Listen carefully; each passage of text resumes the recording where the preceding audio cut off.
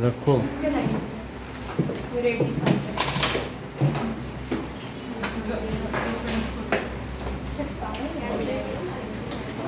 Respiration क्या होता है?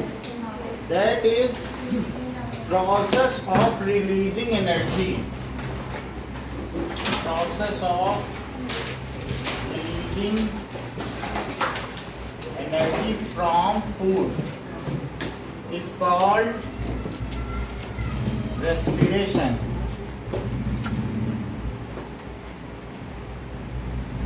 It takes place at cellular site. ये कहाँ पर होता है? ये सेल में होता है. So it takes place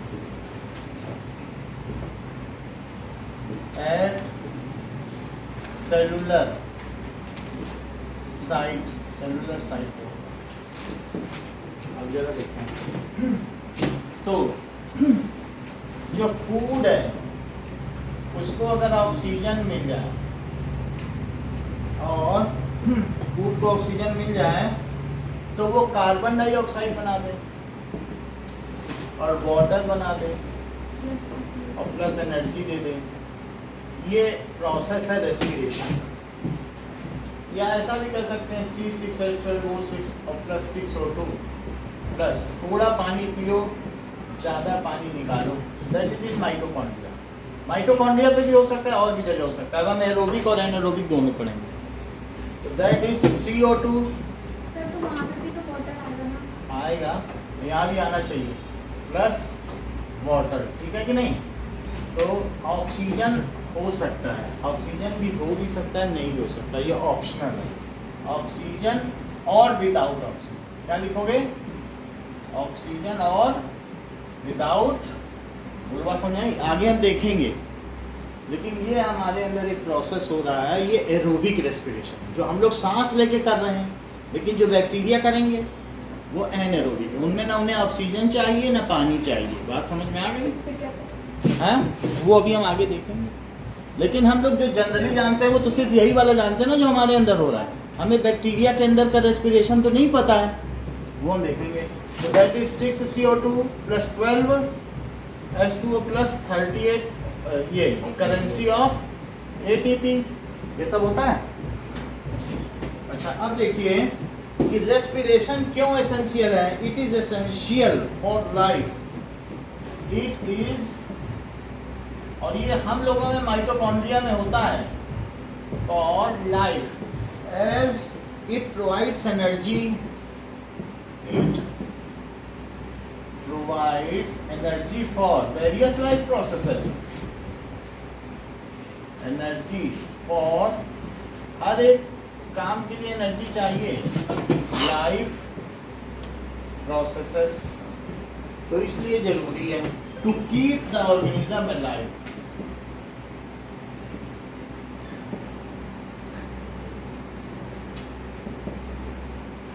इसलिए रेस्पिरेशन जरूरी है. What is breathing?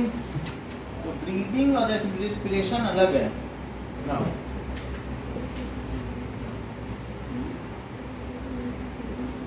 so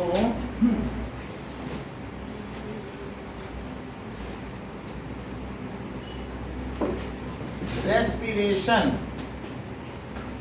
is chemical process. और ब्रीदिंग क्या है? It is physical process.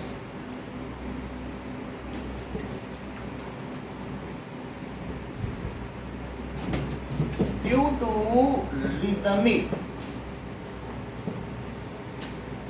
Up and down movement of diaphragm. Up and down movement of diaphragm.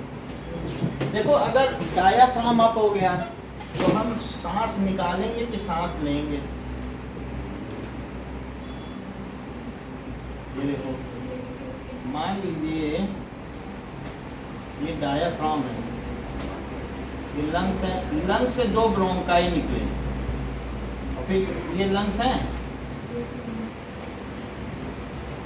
अच्छा, ये बताइए, ये डायाफ्राम है. अच्छा, अभी डायाफ्राम की कुछ पोजीशन देखो.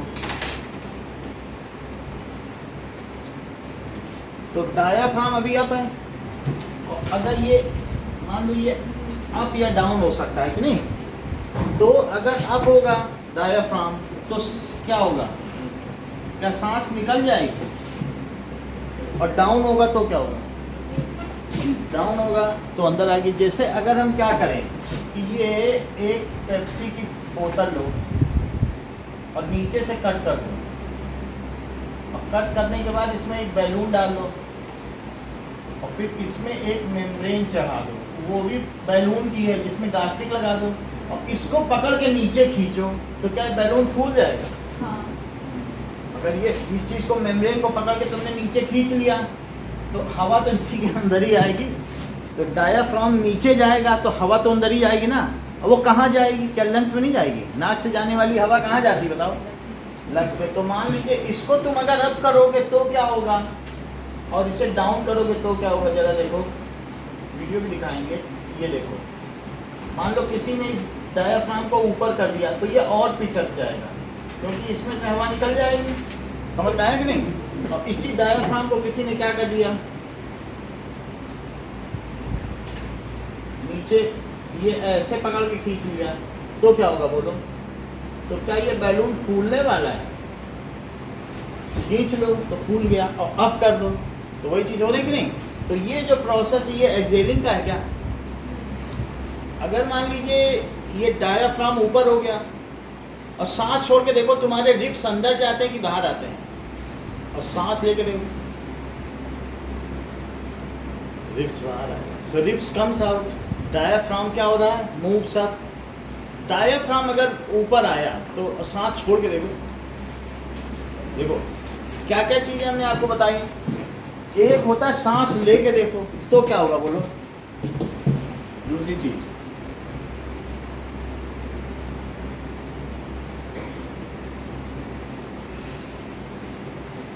ये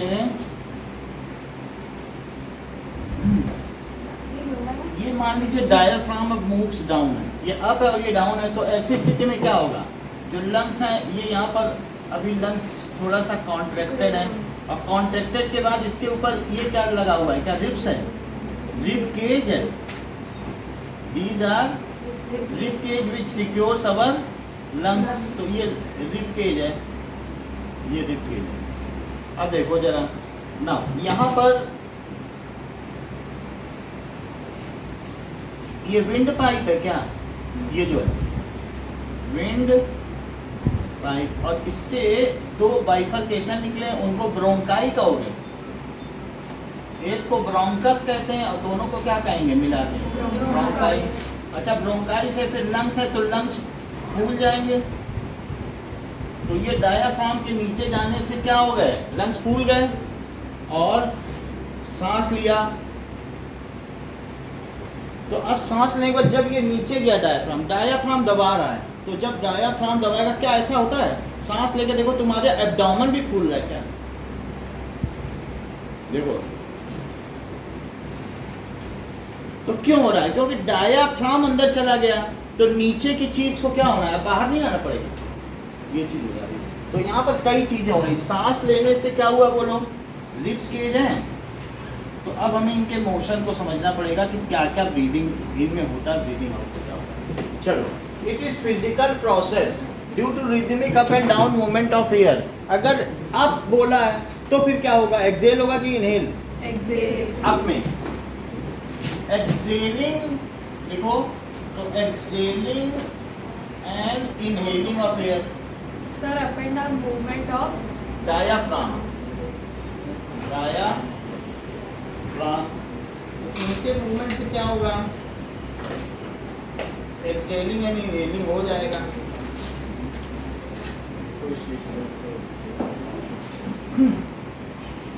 ठीक है, exhaling and inhaling of air takes place. अच्छा, ब्रीदिंग इन क्या है, ब्रीदिंग इन जब हमने किया तो सांस लेने को कहते हैं ब्रीदिंग इन, तो उसमें क्या होगा, डायाफ्राम मूव्स डाउन, अच्छा, जो चेस्ट कैविटी है वो एक्सपेंड होगी कि कॉन्ट्रैक्ट होगी सांस लेने पर? ये ठीक बता रहा हूँ, जैसे सांस लिया तो एकदम चेस्ट, बहुत अच्छी बात है। तो जो चेस्ट कैविटी या रिब केज वो क्या होगा, बोलो? एक्सपेंड। कहा जाता है 10 सेंटीमीटर का अगर फर्क है ब्रीदिंग इन और ब्रीदिंग आउट तभी सैनिक बनोगे, और नहीं तो जाओ 7 सेंटीमीटर निकलोगा, छोड़ देता है। तो कहता है सांस छोड़ो और सांस लो, और इंची टेप लगा लेगा। अगर 10 सेंटीमीटर का फर्क नहीं आ रहा है, 7 का 8 का, तो जाइए आप नहीं। अच्छा, ये चीज़ समझ में आ गई कि नहीं? और लंग्स क्या होंगे, एक्सपेंड हो जाएंगे, फूल जाएंगे। अच्छा, ब्रीदिंग आउट देखो, ब्रीदिंग आउट कैसे होगी बोलो? यहाँ पर डायाफ्राम मूव्स अप,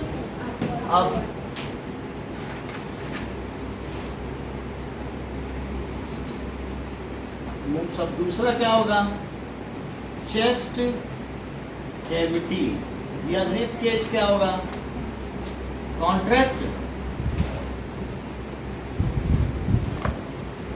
ये चीज, तो दोनों अलग अलग चीजें हैं।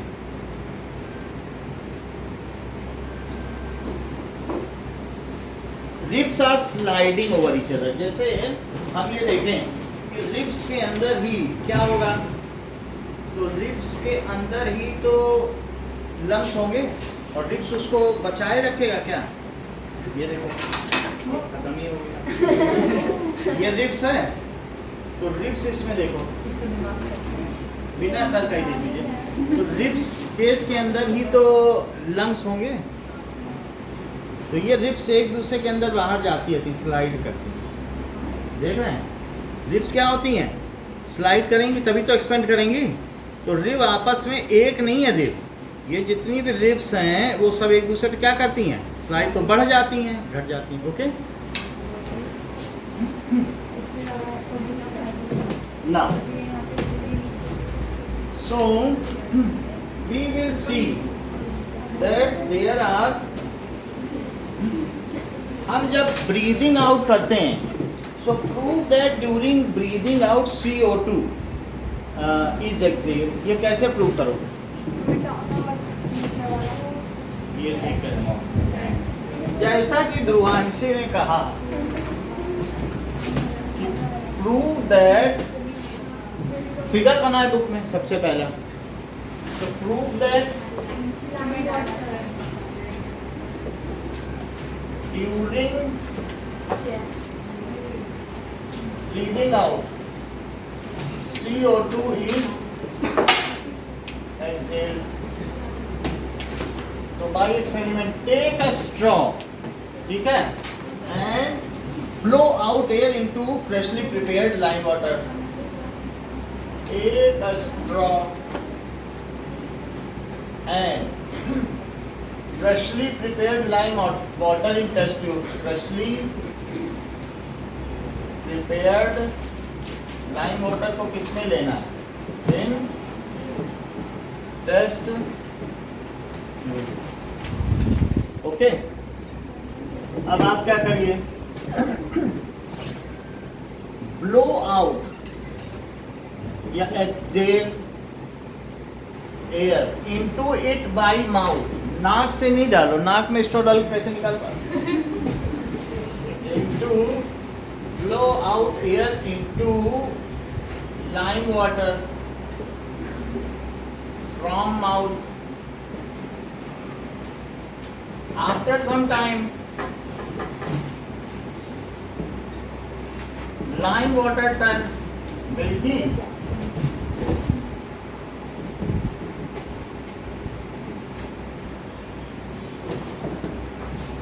So this proves that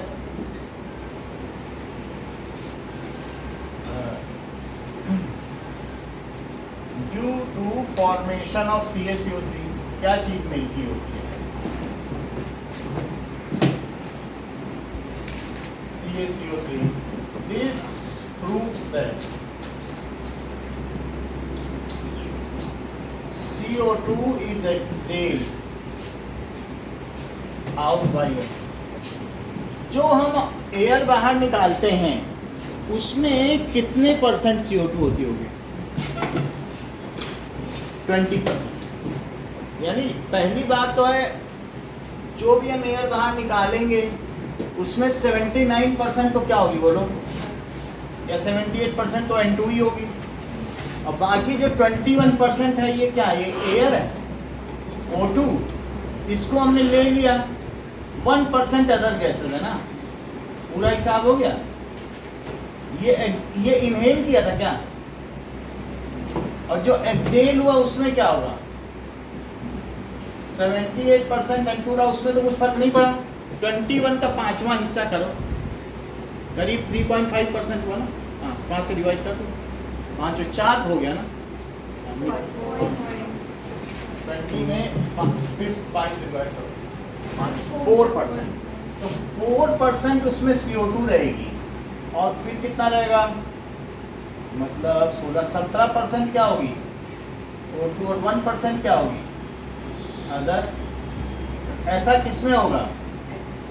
नहीं, अगर ऐसा ना होता तो हम आर्टिफिशियल रेस्पिरेशन देके किसी को जिंदा रख सकते थे। मुंह से हवा भरते हैं किसी के अंदर, वो जिंदा हो जाता। क्या CO2 देके जिंदा कर? इसमें जो O2 है उससे जिंदा कर देते। है बात की नहीं? तो हम ऑक्सीजन भी रिलीज करते हैं। हम हाँ। जो कर रहे हैं उसमें 4% ही CO2 है। यानी हमारी बॉडी का जितना CO2 है उसमें से बहुत थोड़ा ही सांस से रिलीज होता है, बाकी सब यूरिन से रिलीज होता है। क्योंकि CO2 पानी में अच्छा घुलनशील है। सोडा वाटर देखते पूरा CO2 घुलनशील है, वही तो हम पीते हैं। समझ में आ गई बात कि नहीं? तो CO2 की वाटर में सॉल्युबिलिटी अच्छी है कि नहीं? ठीक है। तो उसी तरीके से हमारे यूरिन से सारा CO2 निकल जाता है। बहुत थोड़ा ही सिर्फ क्या होता है? एक्सेल होता है। ठीक है। अब देखो, ओके, अब देखिए now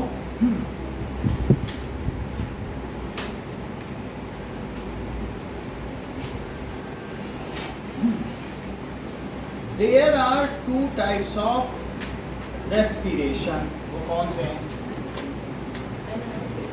there are 2 types of respiration. पहला है एनएरोबिक रेस्पिरेशन और सेकंड क्या है? एरोबिक। ठीक है। So the respiration which takes place in absence of air, ये नोट कर लिया नीचे का। सो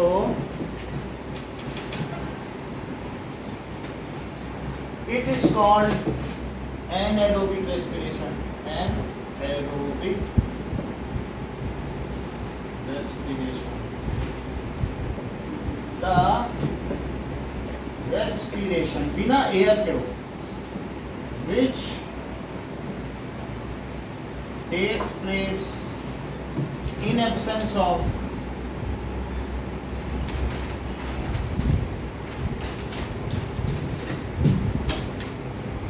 absence of O2 is called anaerobic. Air भी लिख सकते हो, लेकिन एयर से हमारा मतलब O2 से ही है। It is called anaerobic respiration. It is done by some bacteria during fermentation process. यानी बैक्टीरिया भी हो सकता है या ईस्ट भी हो सकता है। जो ईस्ट होता है ना, खमीर बना देता है, जिससे डोसा का बैटर होता है, ब्रेड बनता है। ईस्ट नहीं होता, उसको डो को फुला देता है। So during fermentation process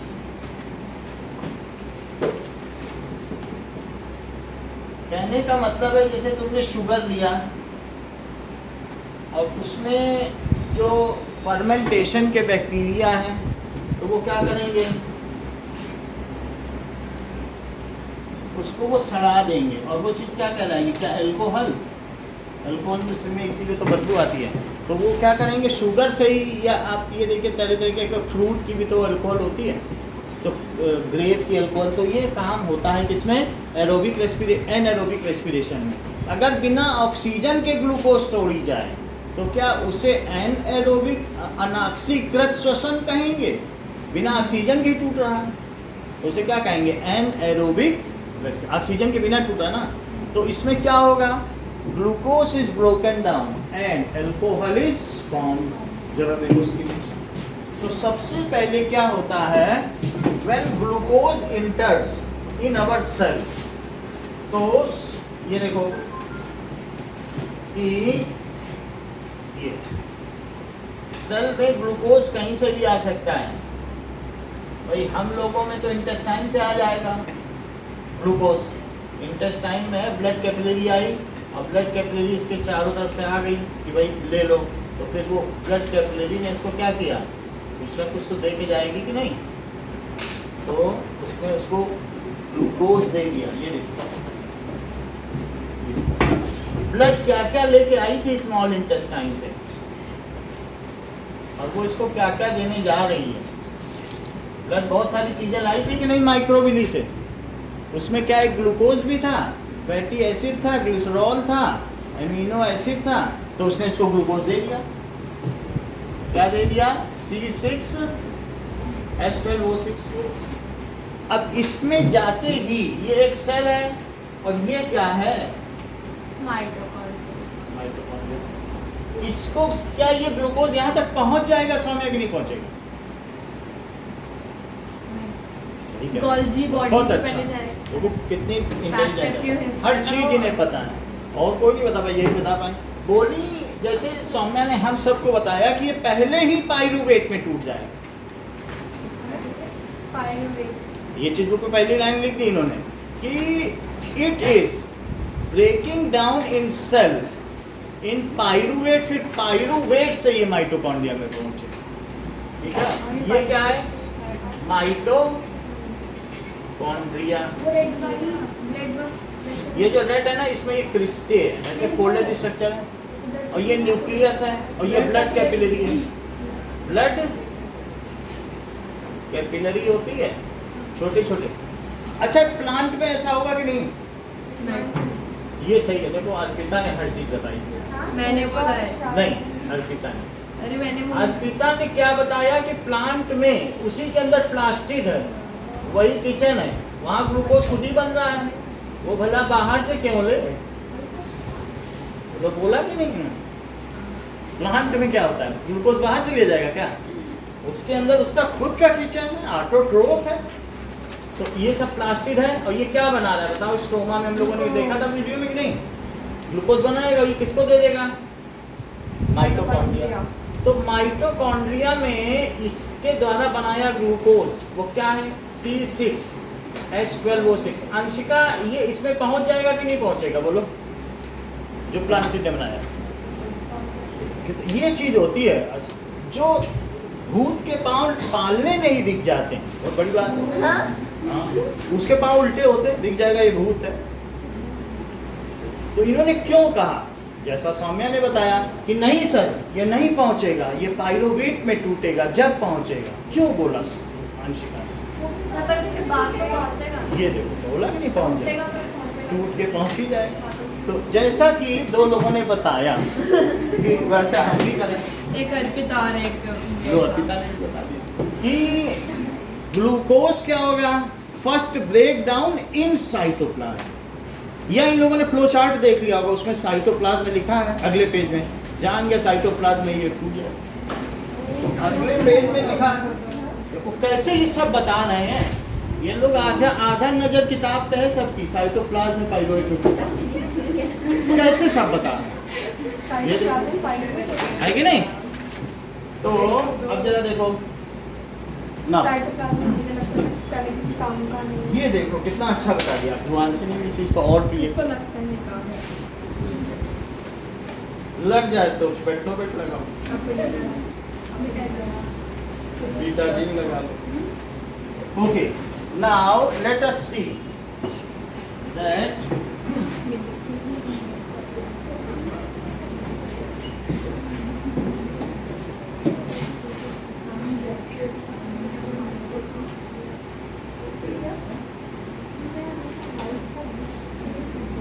structure of pyruvate.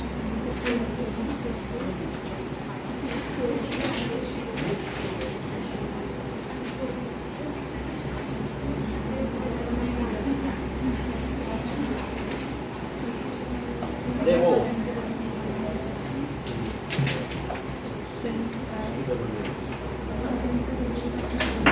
अब जरा देखो कि ये जो चीज़ है, सबसे पहले हम देखेंगे एनारोबिक रेस्पिरेशन कि इफ रेस्पिरेशन या breaking down of glucose takes place without oxygen, then it is called anaerobic respiration. It releases only 2 ATP of energy. Only 2, ये ठीक से तोड़ नहीं पाता, तो it releases 2 ATP.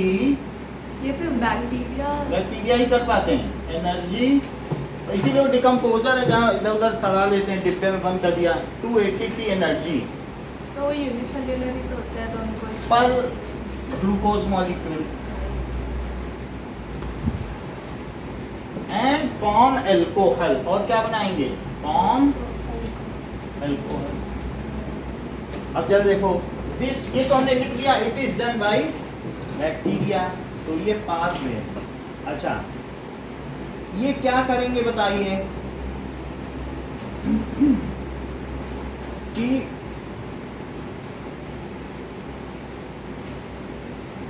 Okay, so glucose लिया C6H12O6।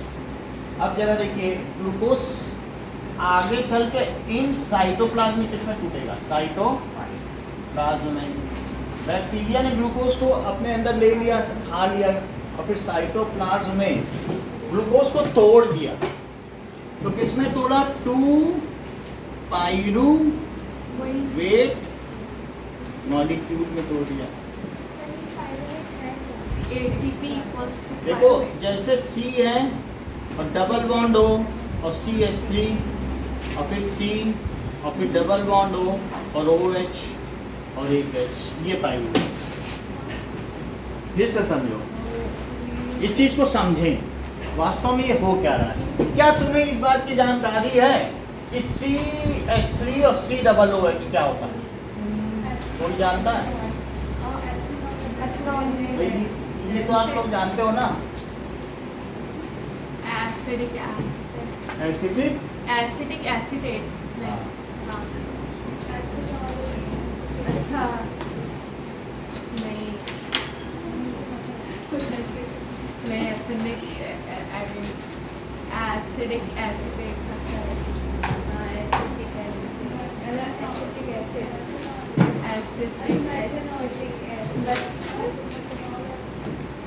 अरे नहीं, एसिटिक एसिड, एसिटिक हाँ,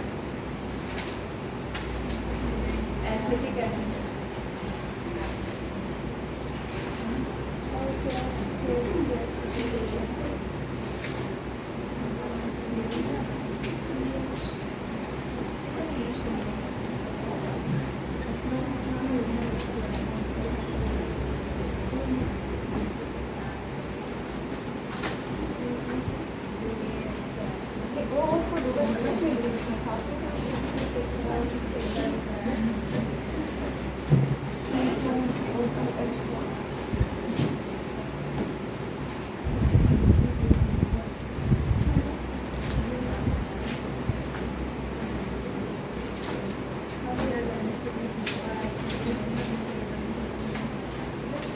अरे बाप जादू ये सब पेज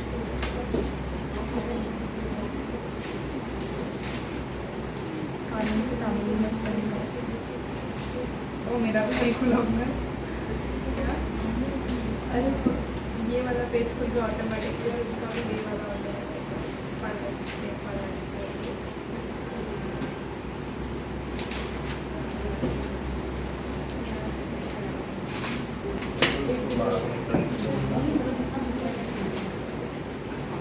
चलिए ये एसिटिक एसिड है, इसमें क्या चीज है, क्या C पे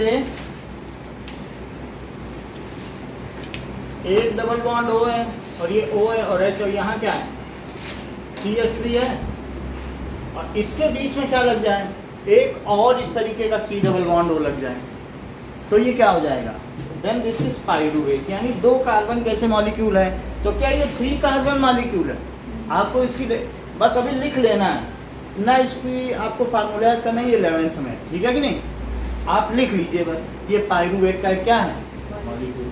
अब ये ऐसे दो बनेंगे, बोलो यहाँ कितने हैं, क्या 6 हैं, और यहाँ कितने बन गए, 3 बन गए। और एक 2 बार बना। समझ में आ गई बात? मतलब अगर ग्लूकोज से ये 2 बन गए, अब इसके बाद क्या होगा बोलो, कि ये ईस्ट में होगा, absence of oxygen in east, absence of O2, और किस में होगा, ईस्ट में होगा, पीछे एरो में लिखा हुआ है। और इसमें अभी क्या बन जाएगा बताओ, क्या इथेनॉल के 2 बन जाएंगे, देख लो इससे क्या बनेगा, 2 मॉलिक्यूल्स ऑफ इथेनॉल, और क्या बन जाएगी, 2 CO2 बन जाएगी, और प्लस 2 ATP बन जाएगी। बोलो इथेनॉल, देखो इथेनॉल क्या होता है, क्या C2H5OH, ऐसे 2 बनेंगे, और 2 क्या बनेंगे, CO2, और साथ में बोलो ये 6 हो गए क्या, इथेनॉल तो विस्की होती है, तो 2 ये बन गए। तो क्या ये फर्मेंटेशन की ही रिएक्शन है, और ईस्ट ने करा दी, उसने फर्मेंट कर दिया, उससे थोड़ी बहुत एनर्जी मिली, उसने अपने काम में ले लिया, बोला इथेनॉल तुम्हारा हुआ, एनर्जी हमारी हुई। और उसने क्या शुगर को तोड़ा, सिर्फ इतना समझो, बहुत सारी चीज़ें समझने की जरूरत नहीं है, क्योंकि वो हमारे काम की नहीं है। देखो सबसे पहले जितना बोला उतना ही बोलना, glucose is broken down in cytoplasm into pyruvate molecule. क्या बोलोगी, ये भी और बहुत आगे तक काम आएगा, 3 जगह काम आएगा, पाइरूवेट पड़ जाता है। Glucose is broken down in cytoplasm into pyruvate. सही है, pyruvate further yeast breaks it down, further yeast क्या कर रहा है बताओ, इन एब्सेंस ऑफ ब्रेक कर रहा है कि नहीं, इन 2 molecules of alcohol with 2 molecules of alcohol, वही इथेनॉल ही है, अल्कोहल क्या है, विस्की है, अल्कोहल के बहुत सारे मिथेनॉल, इथेनॉल, प्रोपेनॉल, तो ये कौन सा है, उसकी कैटेगरी है, मतलब 2 मॉलिक्यूल्स ऑफ इथेनॉल, अच्छा, and 2 molecules of CO2 with 2 ATP of energy. इतना सारा बोल सकते हो, हाँ. बोलो। Glucose is broken down in cytoplasm into 2 pyruvate, and further yeast breaks it in absence of O2 into 2 molecules of ethanol, हाँ, 2 molecules of CO2 and 2 molecules of ATP. 2 ATP. 2 energy currency of ATP, ठीक है। अब बोलो आप ईशान। मुझे भी आता है.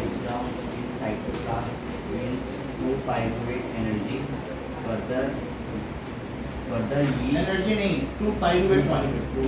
कहीं तुम ईशान ये तो नहीं कहना चाहते, देखो ईशान कुछ और कह रहे हैं जब वो ग्लूकोज टूट गया है इसमें 2 पाइरूवेट में, तो आप इसको ग्लाइकोलिसिस क्यों नहीं लिख देते, ग्लूकोज के टूटने को ही तो ग्लाइकोलिसिस कहेंगे, 2 पाइरूवेट को ग्लाइकोलिसिस. मतलब ग्लूकोज का टूटना, वो किसी में भी टूटे।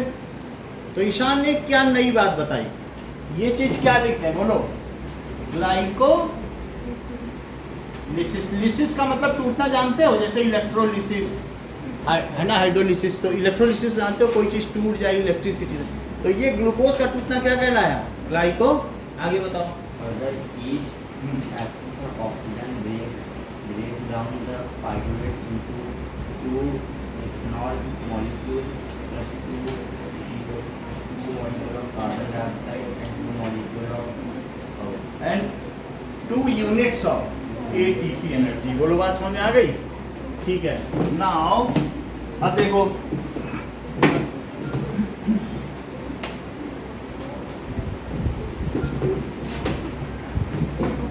आगे की बात देखें।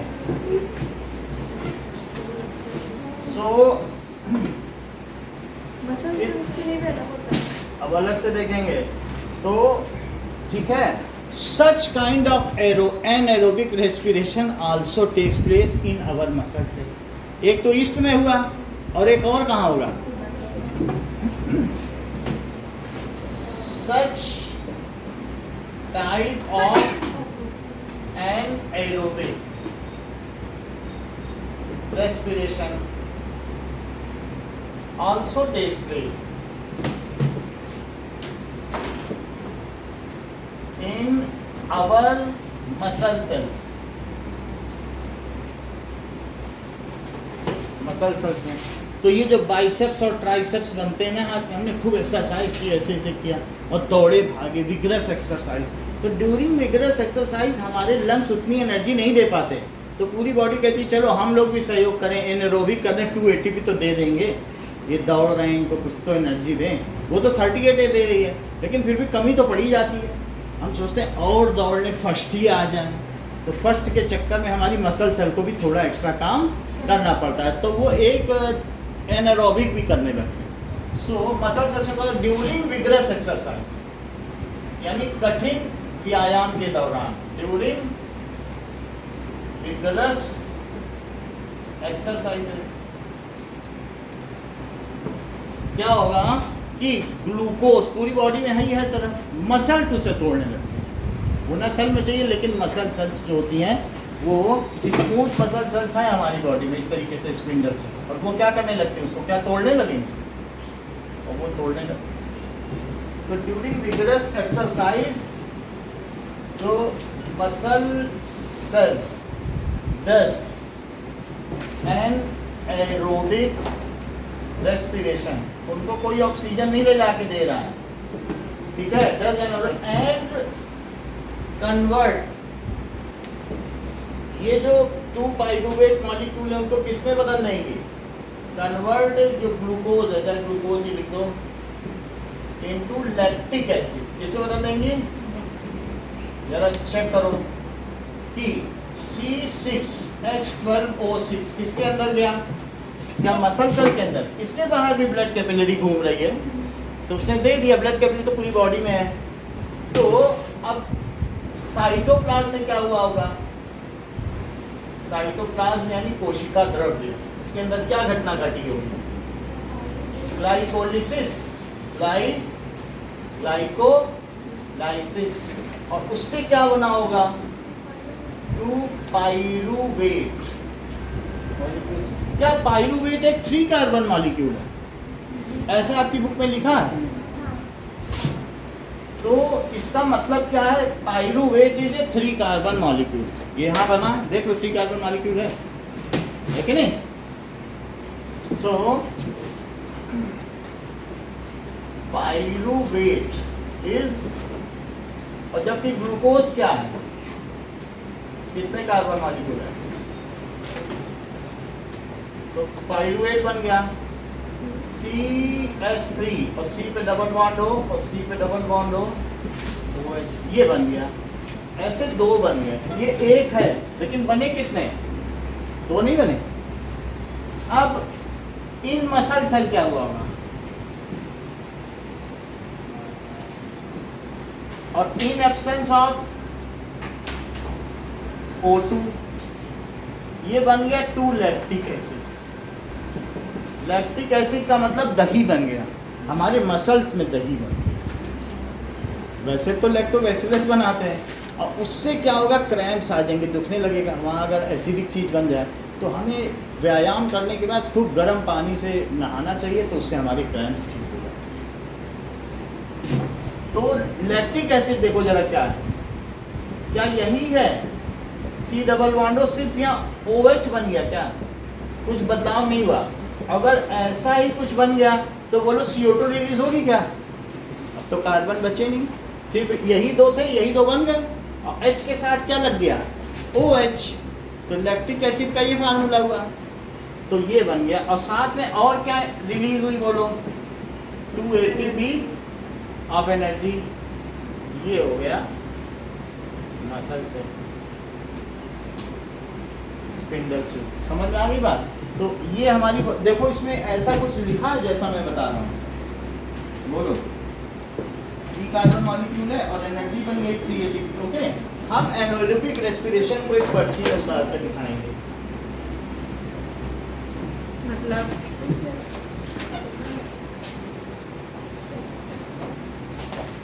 तो ये जो चीज़ है इसको इस पे लिख देंगे, इतना भी बोर्ड पे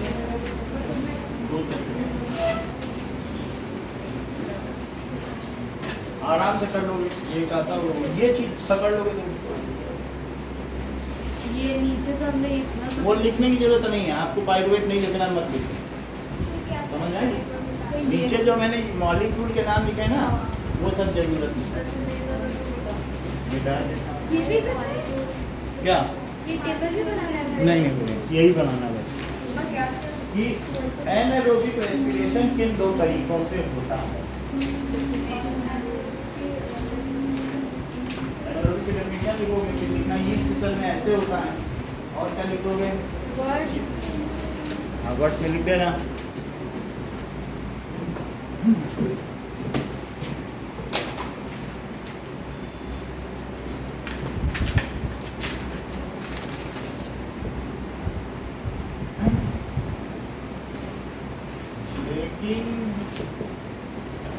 Down of glucose in presence of air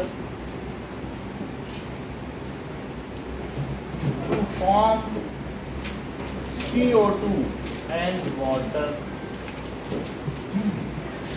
is called aerobic respiration.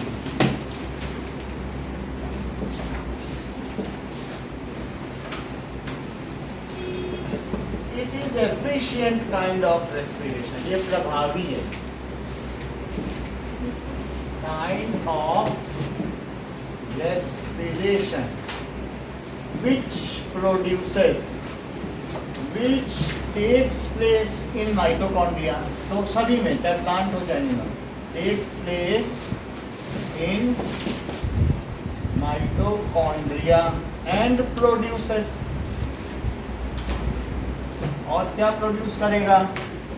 And produces 38 ATP energy currency पर ग्लूकोज मॉलिक्यूल।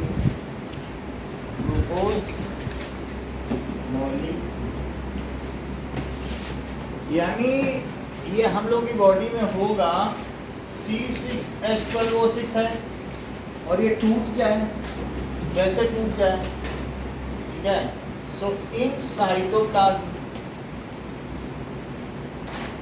ऐसा नहीं है कि इसके साथ कुछ लगेगा, नहीं, इसके साथ ऑक्सीजन भी लेनी पड़ेगी। इन प्रेजेंस ऑफ O2 लिखना पड़ेगा कि नहीं? इन प्रेजेंस ऑफ, ऐसा भी नहीं है O2 ही लो, क्या 6 मॉलिक्यूल ऑफ वाटर नहीं पीने पड़ेंगे? ग्लूकोज पानी में, वो सब इसमें लिख नहीं रहे, लेकिन हम पहले तो पढ़ ही चुके हैं ना रेस्पिरेशन क्या होता है। तो O2 लिख दिया, इतना काफ़ी है।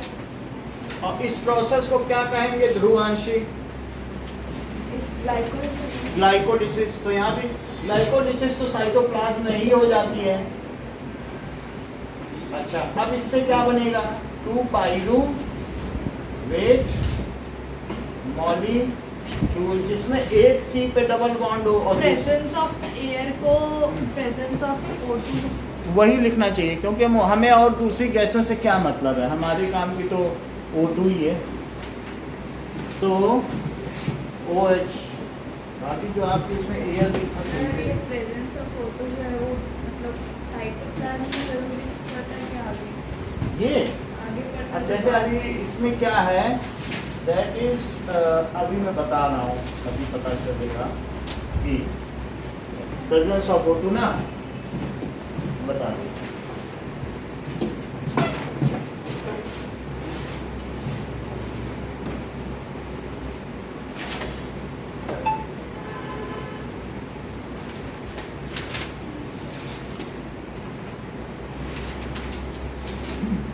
Breaking down of glucose into pyruvate is oxidation reaction. According to NCBI, glycolysis is the process by which glucose is broken down within the cytoplasm of a cell to form pyruvate. Oxidation है, यहाँ oxygen की जरूरत पड़ेगी। ठीक है, now structure of glucose. According to Bijus, glucose is a group of carbohydrates which is a simple sugar with a chemical formula हाँ बोलो। C6H12O6. It is made of 6 क्या? ग्लूकोज और ग्लाइकोजन और ग्लाइकोजन तो बहुत बड़ा मॉलिक्यूल होता है। अगर हम ग्लाइकोजन की बात करें तो ये इतना छोटा मोटा नहीं है जैसे आप कह रहे हैं।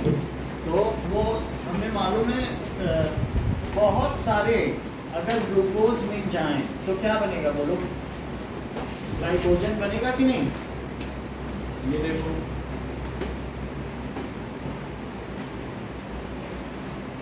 तो और this one, अभी बता देते हैं सभी ये book चीज़ें कब बता। आएगी? हाँ ये book कब आएगी bio की? कौन सी? अभी ये 11th की है,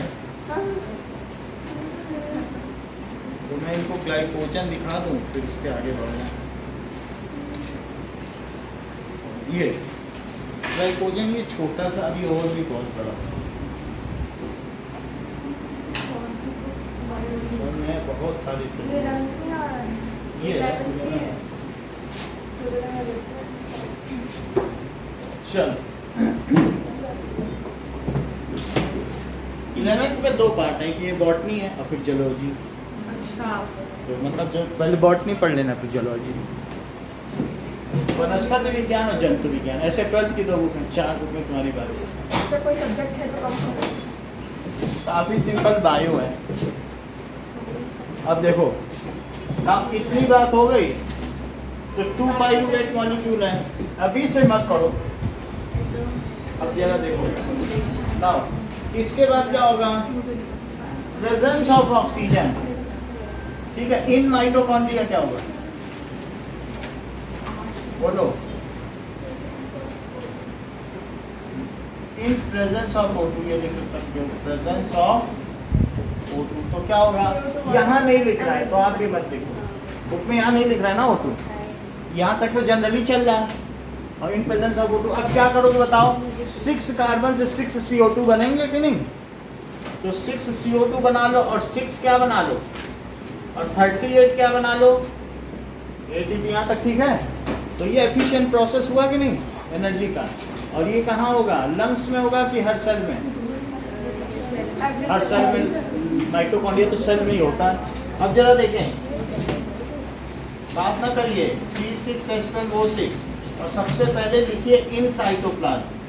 ये क्या चीज है? Break down of glucose by 3 pathways, ये इंपॉर्टेंट चीज है इन साइटोप्लाज्म। और इसको क्या कहेंगे? ग्लाइकोलिसिस। तो अब इसमें क्या बनेगा? 2 पाइरुवेट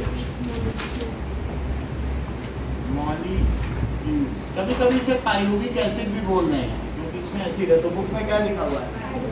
पाइरुवेट है, तो ठीक है, कोई बात नहीं। अब इसके बाद इससे 3 पाथवे निकालो, समझ लो। ये जो चीज है ना, C डबल बॉन्ड O और C डबल बॉन्ड और यहाँ O है, अगर मान लो H हट जाए तो उसे पाइरुवेट कहते हैं। बस ये तुम ये समझ लो, ज़्यादा नहीं समझने की जरूरत। ये ठीक है, ये H है, समझ आया? ये अब पाइरुवेट हो गया और इसके साथ मिल जाए तो पाइरुविक एसिड। H होगा तो एसिड है, H हट जाए तो पाइरुवेट। ये देखो, इसको क्या कहते हैं? CH3COOH को क्या एसिटिक एसिड? बोलो। और अगर इसमें से H हट जाए तो क्या कहते हैं? Acetate ion. एसीटेट, तो ऐसे ही उसको पाइरुवेट ना कहें? नहीं, ये कौन सा आयन है? Acetate ion. जैसे HNO3 को क्या कहते हो? बोलो। HNO3 कोई बताए? अच्छा, इसको अगर मान लो तुम नाइट्रिक एसिड कहते हो और कोई कहते NO3 माइनस और H हटा दे, तब क्या कहोगे? तो क्या वही चीज यहाँ नहीं है? और क्या वही चीज वहाँ भी नहीं है? H के साथ हो तो पाइरुविक एसिड, अब H हट जाए तो क्या पाइरुवेट ना कहो? है बात की नहीं? तो ये नाइट्रेट आयन कैसा आयन है? ये तो सभी लोग जानते हो, 9th में पढ़ाई है। ऐसे ही एसीटेट आयन H हट जाए और ऐसे ही वो पाइरुवेट आयन, H हट गया तो 8 बन जाता नहीं। अच्छा, तो ये इसके आगे 3 पाथवे देखो जो बुक में है। कौन कौन से पाथवे हैं? पहला पाथवे, दूसरा पाथवे और 3। सो पाथवे ऑफ ब्रेकडाउन, तो पहले में क्या लिखा है? Absence of O2, that is absence of O2 in east. तो क्या होगा बोलो? ईस्ट में क्या बनता है? क्या 2 अल्कोहल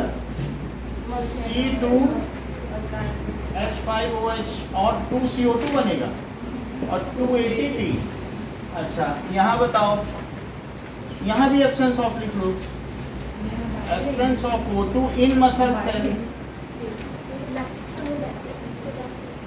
ठीक है, लैक्टिक एसिड 2 लैक्टिक एसिड और प्लस 2 ATP। अच्छा यहाँ बताओ in mitochondria presence of O2 in mitochondria। ठीक है, तो क्या होगा 6 CO2 प्लस 6 H2O और प्लस 38 बोलो वो होता है। तो इन्होंने बस ऐसे ही वाटर लिख दिया है, आप भी वाटर लिख रहे हैं क्योंकि हम यहाँ नहीं लिख रहे तो फिर बैलेंसिंग नहीं कर रहे हैं उसी से। अब इसको कह दो break down of glucose by various pathway. Break down of by various pathways. आपको ये सब नहीं लिखना है, बस ये लिखना है एरोबिक रेस्पिरेशन ये बना। सर उसमें बुक में फॉर्मूला नहीं लिखा तो हम क्यों लिखे? क्या नहीं लिखा? एथेनॉल का फॉर्मूला ना लिखो, तू इथेनॉल लिखो। पक्का? और यहाँ क्या लिखना चाहते हो? इथेनॉल। हाँ और यहाँ लैक्टिक एसिड हाँ और यहाँ SaCO2 वाटर टू लिखना। टू टू टू कर दे। ठीक है, फिर यहाँ पर भी ये सब कुछ ना लिखो, ये सब हटाना चाहते हो हाँ? सही। और तो 6 नहीं लिखा ना, फिर CO2 वाटर और ये है। फिर वर्ड्स में लिखना कार्बन डाइऑक्साइड, तब फंसोगे नहीं। कार्बन वर्ड्स में लिखना है तो नहीं फंसोगे, कितने मॉलिक्यूल वरना नंबर काटेगा। आप फिर वो काट लेंगे। ऐसे लिखोगे तो नहीं फंसोगे, फिर कोई बैलेंसिंग पूछेगा नहीं, ऐसे लिख देना। समझ आई बात कि नहीं? इधर ब्रैकेट में डाल दे तो कार्बन। वो कुछ मतलब ऐसे लिख दो है ये चीज सिंपल करने के लिए। कुछ नहीं, इसको लिखो और ये वो बीच वाला नहीं, बीच वाला मत लिखो। आपको पता होना चाहिए।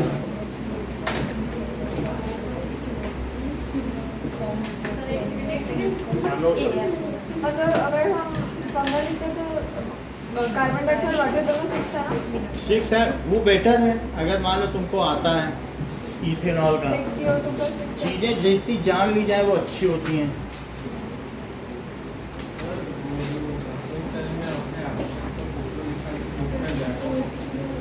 हाँ तो एक ही बात है, लैक ऑफ ऑक्सीजन ही तो एब्सेंस ऑफ O2 होता है। मतलब लैक का मतलब अभाव ना।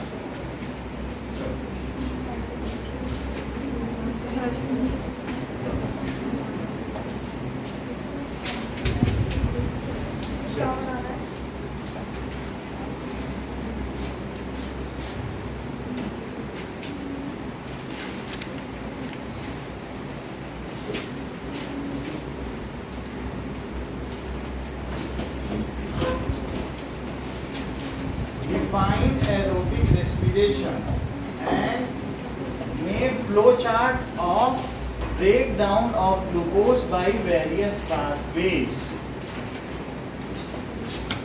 ऐसा है क्वेश्चन, अब हटा दें।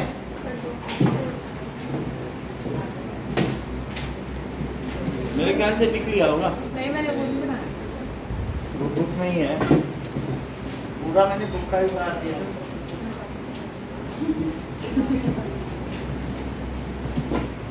Now, define aerobic respiration। इसकी रिएक्शन भी लिखना है। Define ये वाली लिखना है। अरे सर अभी आप अभी आप देख लो, सर ये भी तो बात है। अब नीचे में से आप लोगों ने हटवा दिया ना उसके डिटेल्स। 6 CO2 and सर अच्छा लग रहा था। फिर वो भूल जाओगे, आपका आगे का फंसोगे कभी। पता ही इतना दिमाग है। Make flow chart for breaking down of glucose. Breaking down of glucose by various pathways.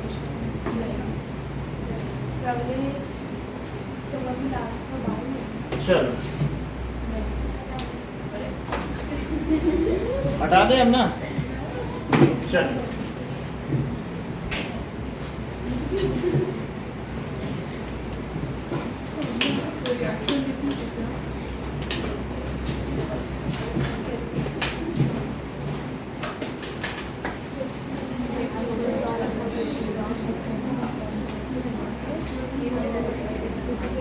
ये सब हम लोग प्रवीण की वजह से पढ़ पा रहे हैं, क्योंकि उसके में आ रहा है ना आ रहा हो, लेकिन पढ़ ये गाना सुना है, लड़की तुम्हारी कंवारी रह जाती मानो हमारा एहसान कि लड़के ने हाँ कर दी। फिर वो कहेगा लड़का तुम्हारा कंवारा रह जाता, दो पक्ष अलग अलग आते हैं, मानो हमारा एहसान कि लड़की ने हाँ कर दी। तो हम लोग किसका एहसान माने? प्रवीण का, उसकी वजह से तो पढ़ रहे हैं। Sir right means chemical reaction, इसमें ये लिखना ना सर, ये हाँ वही चलो क्या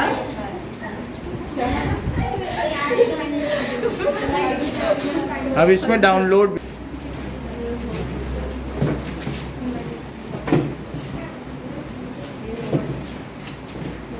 दे लो, जमा करो। सर ये समझ में तो आ रहा है, हाँ देख तो लीजिए। क्वेश्चन है what kind of gaseous exchange takes place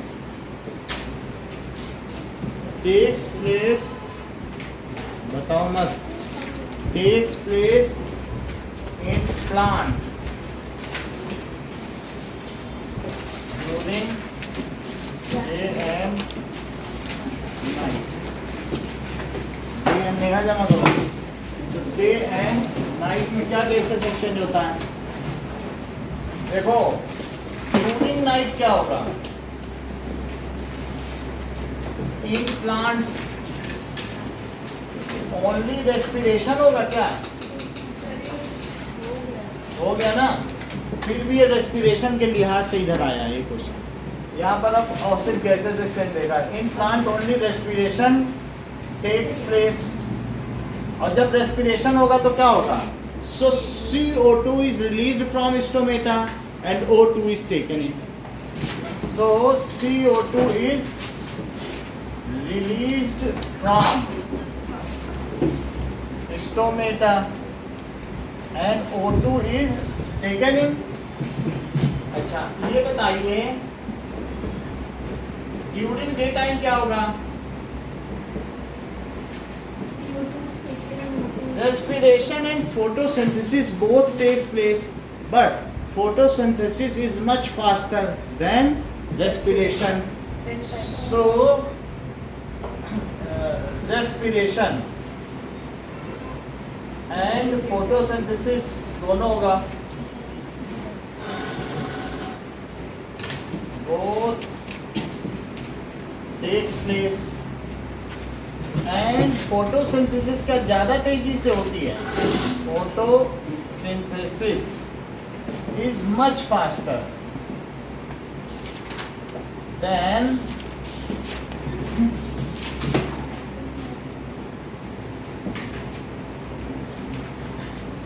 इससे respiration.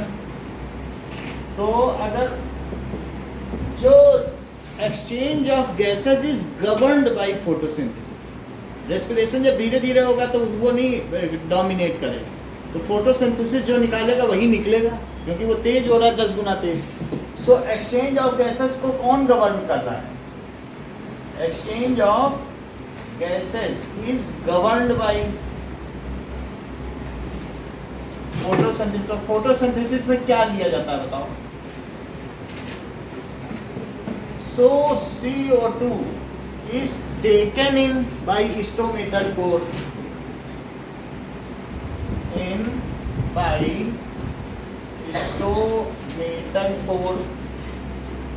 and O2 is released in air. O2 को release वैसे कि हम लोग कर चुके हैं। अब एक और चीज देखिए कि ATP पे नोट, तो ATP is the energy currency. एक आपके में टेक्स्ट लिखा है अलग से येलो कलर में, तो ATP is energy currency of cell. अगर मान लो ADP को एक फास्फोरस मॉलिक्यूल मिल जाए, जो ये दिखाया गया ये और कुछ नहीं है, ये फॉस्फेट आयन है। ये क्या है? Phosphate ion. तो इसमें एडिनोसिन डाइफॉस्फेट में क्या चीज जुड़ जाए? दो फॉस्फेट तो है ही है, और एक और जुड़ जाए तो बोलो क्या हो जाए? तो इससे इसको इन्होंने बुक में ऐसे लिखा है ATP और ये P ऐसे लिखा है कि नहीं? देख लो। तो और इसी को हम कैसे लिखें? PO4 और PO4 और PO4, क्या 3 PO4 हो गए? वही PO4 इसमें जोड़ दिया ना। तो अब इसे क्या बोला जाए? तो इसी को ये भी लिखा है और क्या लिखा है? That is equal to ATP। बोल समझ आई?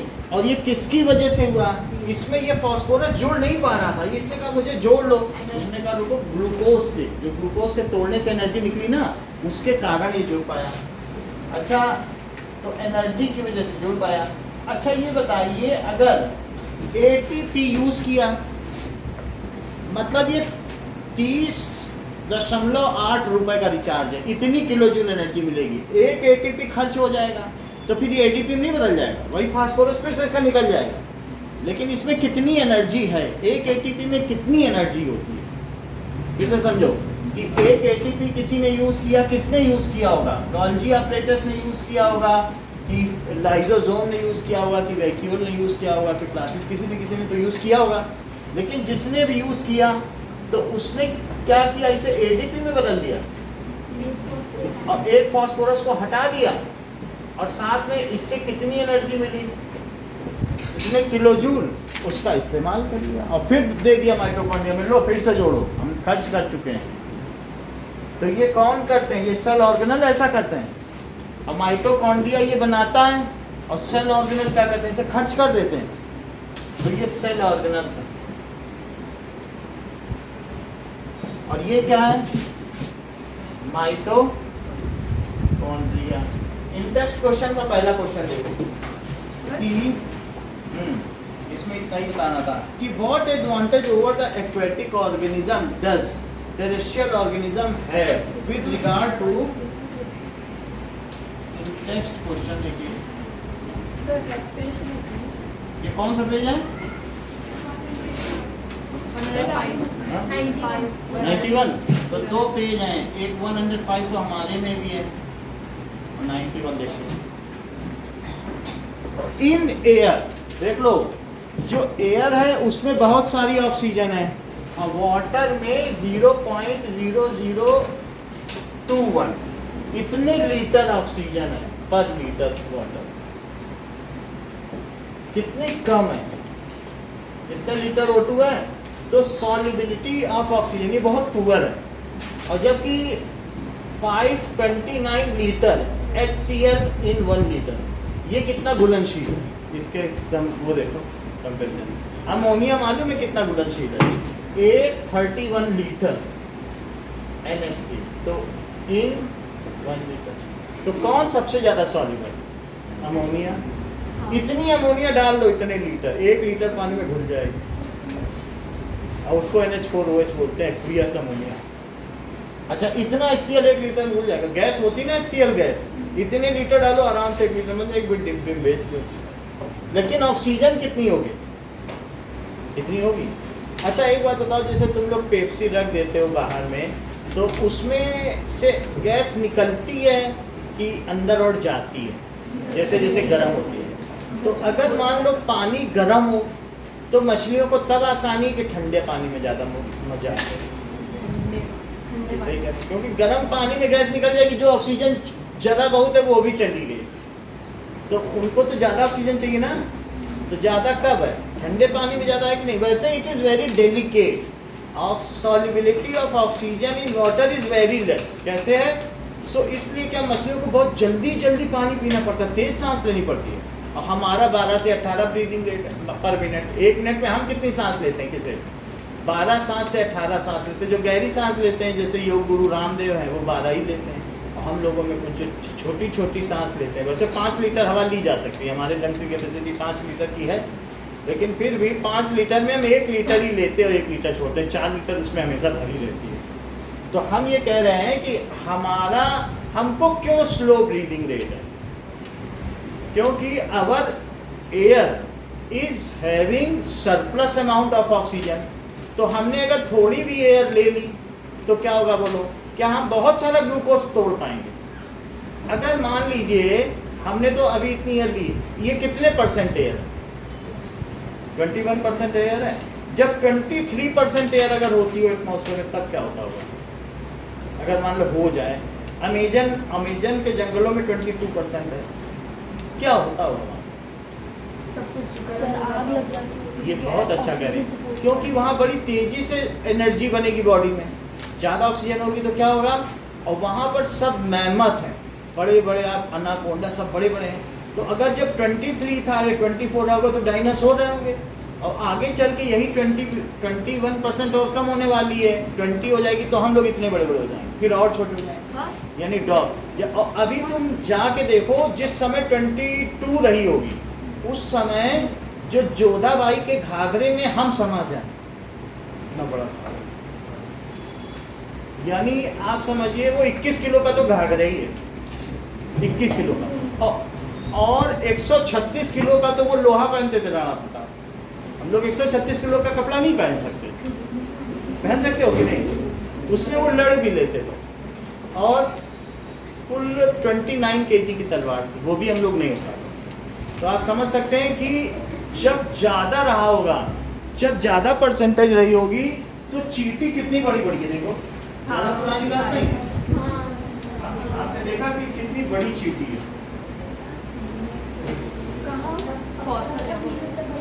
समझ में आया? तो वो चीज़ जब धीरे धीरे ड्रॉप होती जा रही है, तो ये कितनी बड़ी चींटी है, देखो पत्थर में थी, उसका फॉसिल है। वही चींटी आज कितनी छोटी हो गई, बात की नहीं? समझ में आ गई कि नहीं? तो इस तरीके से ज़्यादा ऑक्सीजन का फायदा में मिलता है। मेरी चीटी है वो। देखो और नीचे तक पैर ही कितने लंबे लंबे हैं, पैर देखो कितने लंबे नीचे तक पैर में।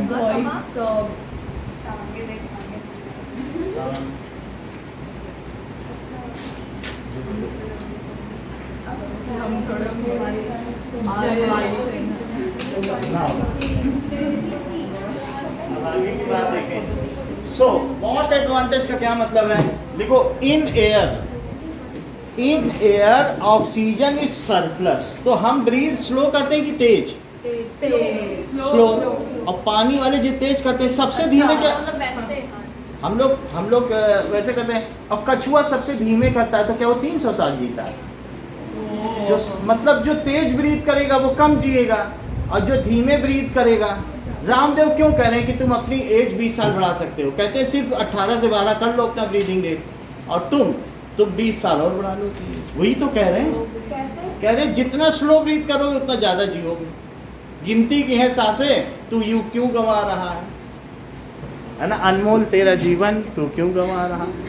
अरे सांस अब समझ लो। सो इन एयर में क्या होगा?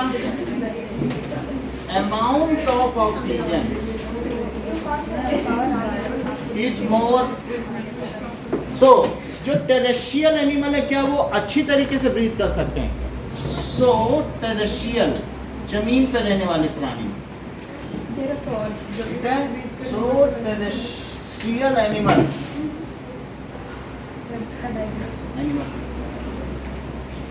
एनिमल कैन ब्रीद इन, देखो ब्रीद इन क्या करते हैं, मोर ऑक्सीजन, उससे क्या होगा बोलो, मोर ऑक्सीजन करेंगे, देयर ब्रीदिंग रेट स्लो है, आराम से ऑक्सीजन की रिक्वायरमेंट पूरी हो जाएगी, देयर ब्रीदिंग। अच्छा, रेस्पिरेशन का एक्सोथर्मिक रिएक्शन है, rate is slow but more energy is release, उससे क्या होगा बोलो, मोर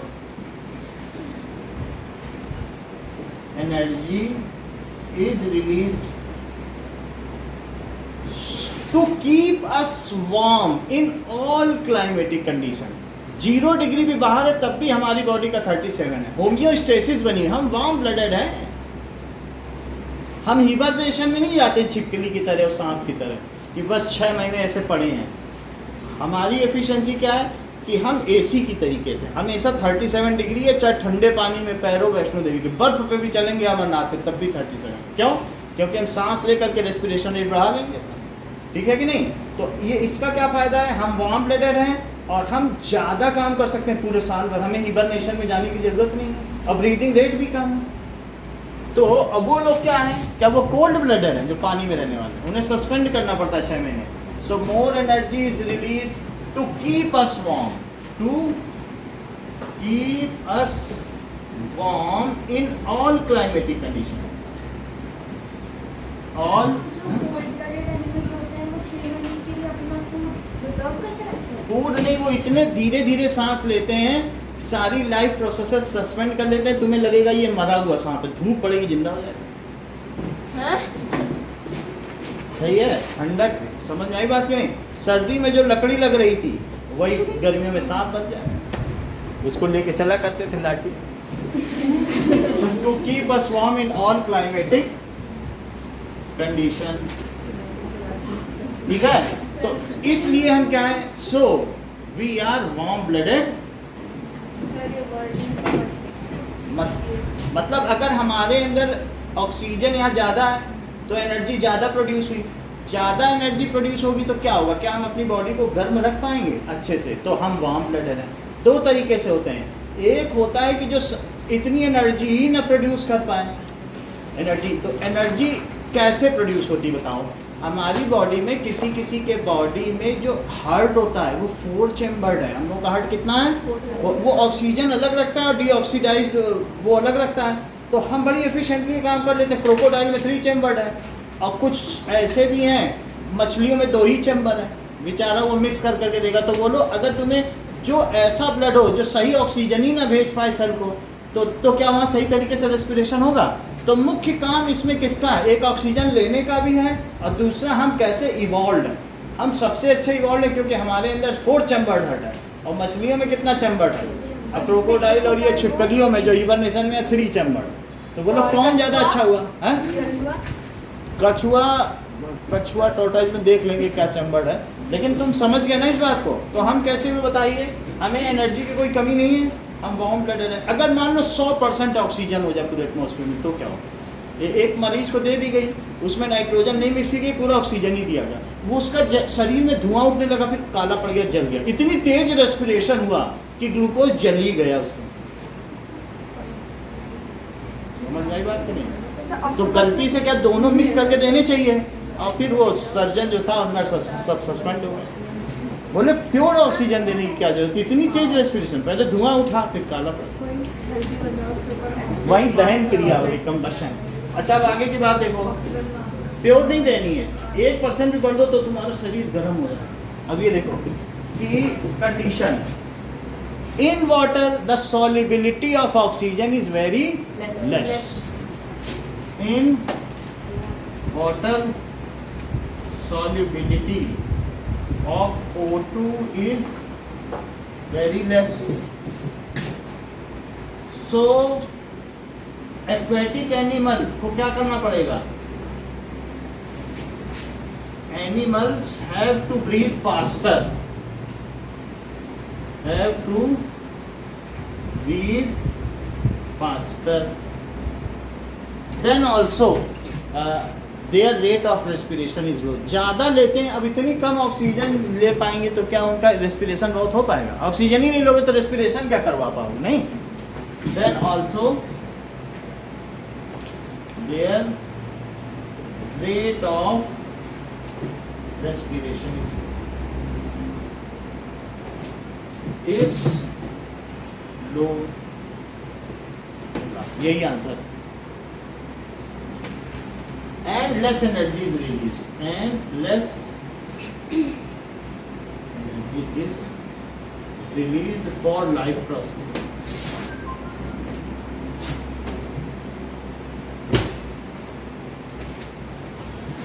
तो सर मैंने सुना ऑक्टोपस के पास 8 हाथ है। क्या? ऑक्टोपस?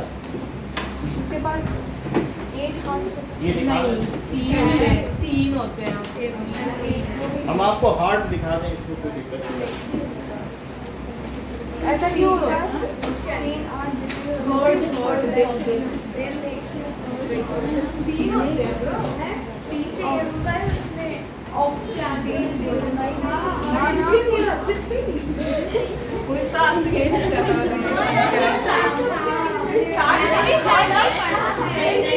सबको याद आ रहा है।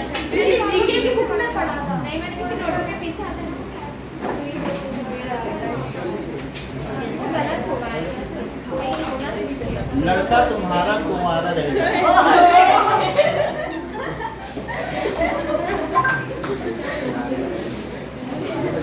ये देखो. अरे मैंने